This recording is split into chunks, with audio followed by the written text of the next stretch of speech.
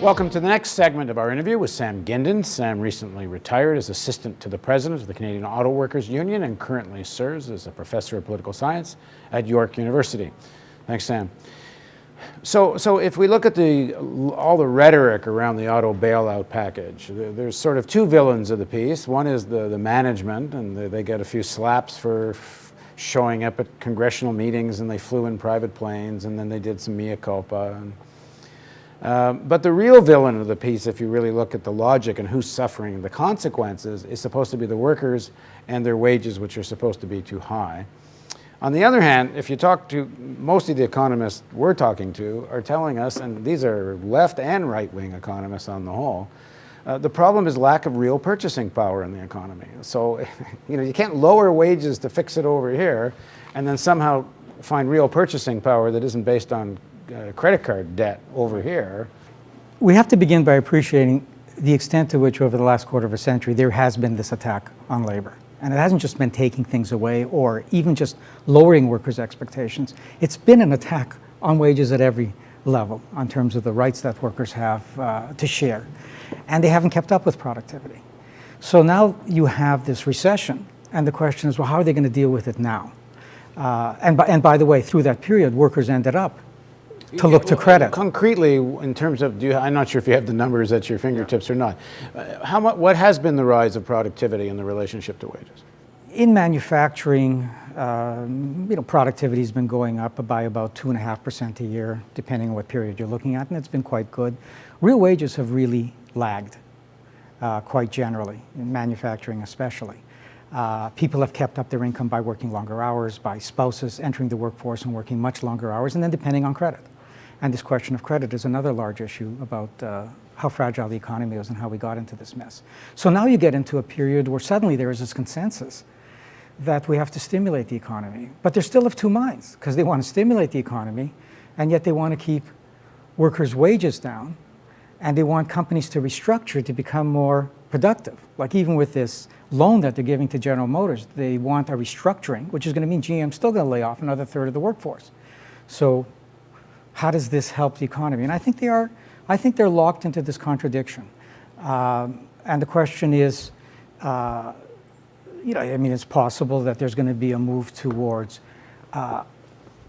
changes in the labor legislation that Obama's been talking about that's going to help unionization, but that's going to mean an increase in wages. Well, business is going to attack it. They're already attacking the notion of making it easier for workers and more democratic for workers to actually unionize. Yeah, the American Chamber of Commerce spent $30 million fighting this. So this isn't going to change. We've had this for a quarter of a century. It isn't going to change. It's up to the labor movement and forces on the left to actually challenge this logic and start talking about it. Why is it that the gains that we used to define as success were redefined as the problems? Isn't that the point of improving productivity? We've had more technological advances than ever before. We've had more reorganization of work. We've gotten rid of inefficient plants, but expanded elsewhere. Why do we keep saying that people have to be squeezed? And the corporations aren't going to change their logic. That's what they do. The question is, are we going to organize to change that logic? And what's happening in Detroit and amongst the auto workers? And these are workers that have had expectations. Mm-hmm. Perhaps more than almost any other sector, maybe aerospace and maybe some of the transport sector.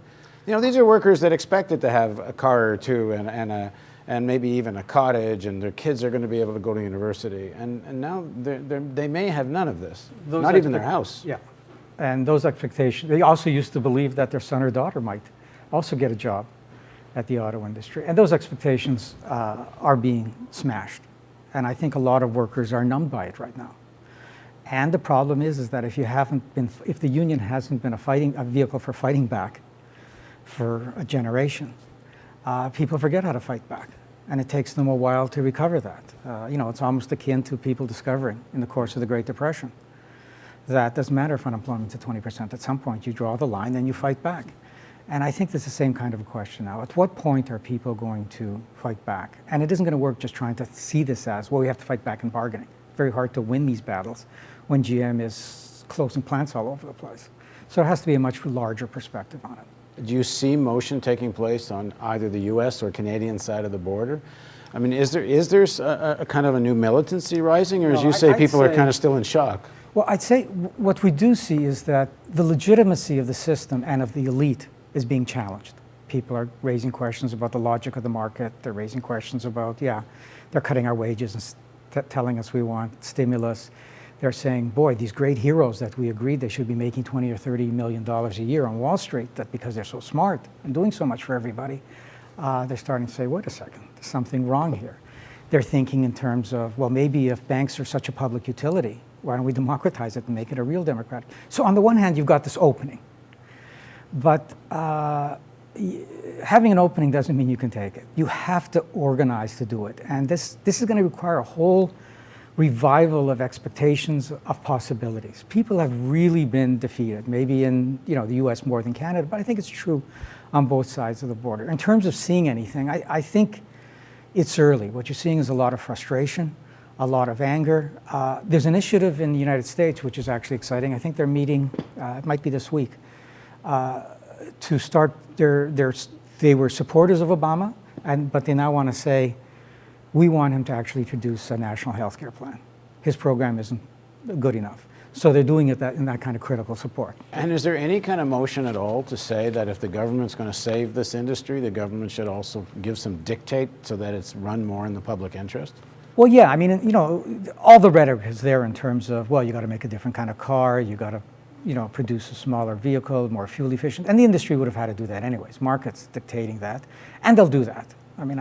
But I don't think that that's so radical. I think what we have to realize about this industry is, well, first of all, 2/3 of it, in terms of Detroit, is gone.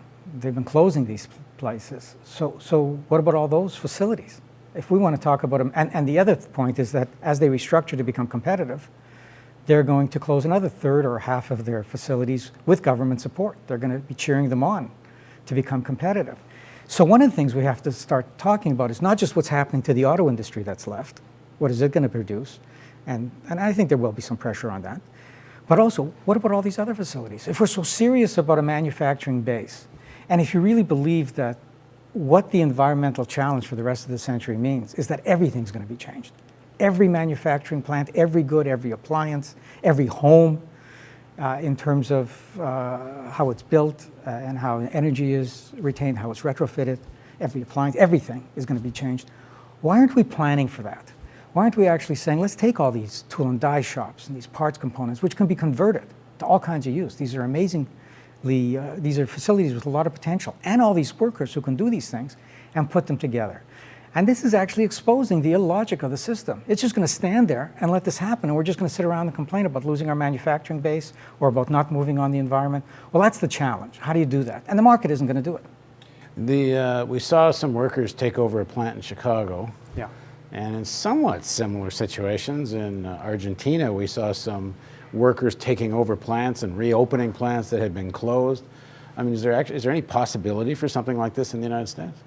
Yes, in the sense that I remember what happened in Canada, again in the early 80s.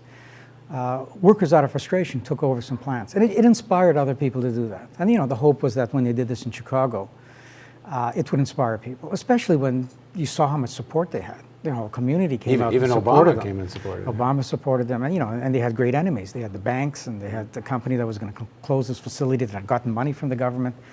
So you would hope that there will be other examples of that, and that would spread. But those things have their limits unless you can politicize them, unless you can really make this into a national movement, because otherwise they come and they go. And the people who go through those things feel good, but after that they feel like, geez, I did the most radical thing possible. I took over a plant, and now what? We had workers, for example, who were working in a bumper plant, and they took it over. What were they going to do with it? Like, you can't sell bumpers unless General Motors wants it. So it raises those kinds of questions. And then those workers became actually quite demoralized because they said, we did the most radical thing possible, and all we got out of it is they actually changed the legislation on it. Well, in the next segment of our interview, I'm going to ask you to answer the question when some workers from Detroit or Windsor come and ask you, so okay, then what should we do? Yeah. What are you going to tell them? And please join us for the next segment of our interview with Sam Gindin.